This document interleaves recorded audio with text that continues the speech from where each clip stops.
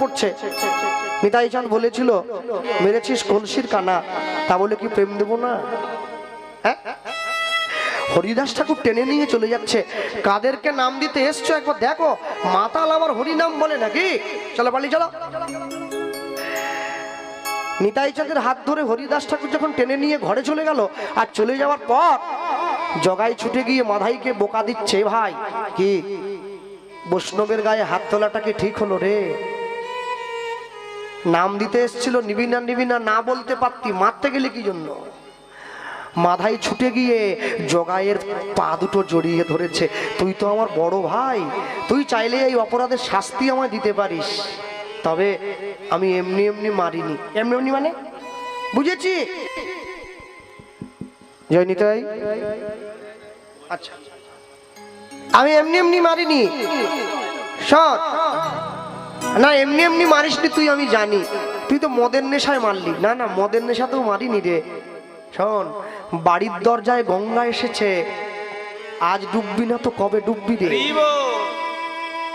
জগাই তো মাধাইয়ের কথা কোনো বুঝতেই পারছে না, কি বলছিস এই ভাই বুঝছিস না? নিতাই চাঁদের কপালটাতে মদের কলসি দিয়ে মেরে কপালটা ফাটিয়ে দিয়েছি।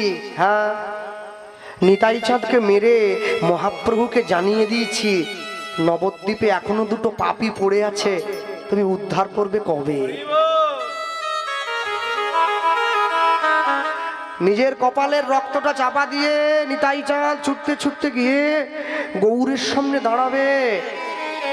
বড় ভাইয়ের রক্ত দেখে ছোট ভাই আমাদেরকে মারার জন্য ছুটে আসবে, কেননা কান টানলেই তো মাথা আসে, ছুটে আসবে।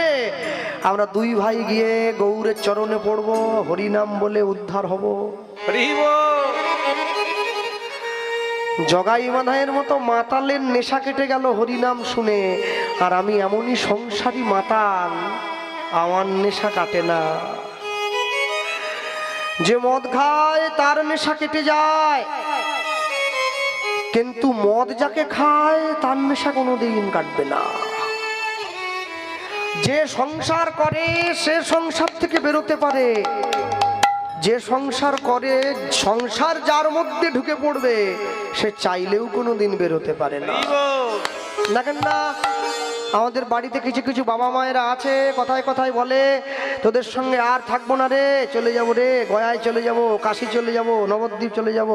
নিশ্চিন্তে থাকো, যারা সবসময় মুখে বলে সংসার ছেড়ে চলে যাব, ওরা জীবনে যাবে না,